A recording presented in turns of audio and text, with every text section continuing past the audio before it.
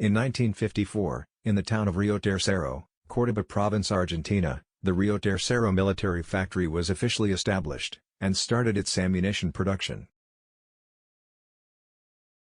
On the morning of November 3, shortly before 9 a.m., a series of explosions occurred inside the factory. The impact left 2 craters, and the blast left 7 people killed, and more than 300 injured. Of all the 400 employees that were present during the explosion, none were amongst the deaths, which all occurred outside the factory. Because the factory was built only 200 meters away from the nearest town, it was left completely devastated. And since ammunition was the product, it was part of the debris from the explosion. This resulted in shells having been deposited all over the place. It was turned into a total war zone. Thousands of residents lost their home and fled to neighboring towns. When President Carlos Menem held a press conference on the same day, he was asked if it could have been a terrorist attack. In his response, he repeated that it was indeed an accident, and firmly dismissed that it could have been any attack. Initially, the blast was ruled as an accident. However, not everyone was convinced, and it was believed that the explosion was linked to the illegal sale of arms to Croatia and Ecuador. During one of several cases that were filed, the judge kept to the theory of an accident, attributing the cause of the fire in the TNT tanks to either a cigarette, a spark produced by a forklift, or the sunlight being focused strongly enough to one point, by some magnifying factor. When these theories were put to the test, it turned out that the samples that were used were mixed with aluminum, which increases the combustion capacity. 2 other experiments that followed, however, both concluded that the ignition was caused by the spark of a forklift. These results ruled out the theory of the link with the illegal sale. In 2003, however, experts at the National University of Córdoba concluded that the explosions were programmed and coordinated by experts in explosives. They found that in the factory, it all started with a fire on a trottle drum, and that no evidence was found that the fire could have originated accidentally.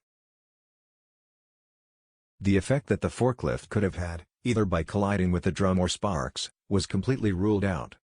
The initiation of the flame in the drum was produced by a programmed effect, using existing electronic devices on the market, such as a cell phone. It was not ruled out that a time mechanism could have been used. In 2006, a judge issued a further look into the origins of the explosion, with the main focus of the arms sales theory in mind. It was determined that there were 3 explosions inside the factory. The first 2 happened simultaneously, one in the cargo plant, and one in a warehouse. They intentionally used a stronger bomb in the warehouse, in order to redirect the shock wave away from the workers inside the factory. These explosions ignited the 100,000 tons of projectiles stored in the ammunition warehouse, and this third explosion was the one that caused the extensive damage to the city. The tribunal determined that multiple unidentified individuals, with knowledge about explosives, entered the factory at night on November 2, or early in the following morning.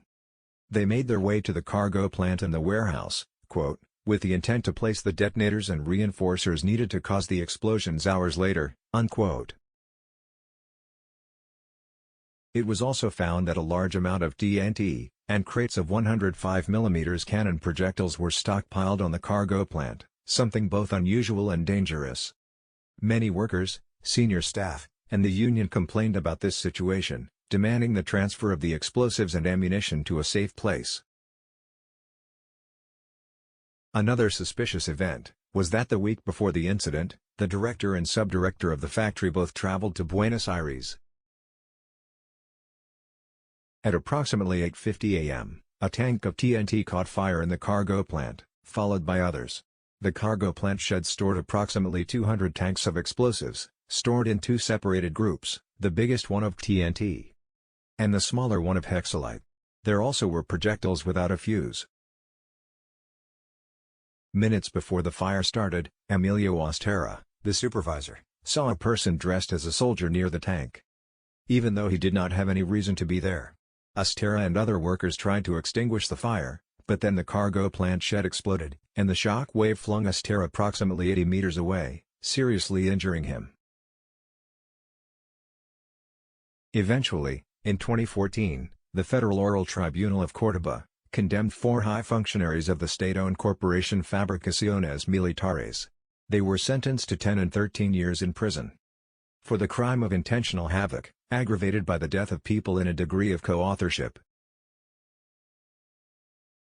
The tribunal concluded with unanimity and certainty that the plant was destroyed to hide the smuggling of weapons to Croatia and Ecuador. Years later, in February 2021, the former president at the time of the incident, Carlos Menem, was put on trial for his involvement. But weeks before the trial would start, Menem died in Buenos Aires, with the town refusing to join the national mourning. At the site of the accident, a monument is placed, remembering the 7 victims of the explosion. And an annual memorial ceremony is held on the 3rd of November, the day of the tragedy, which starts at 9 a.m., the time of the first explosion.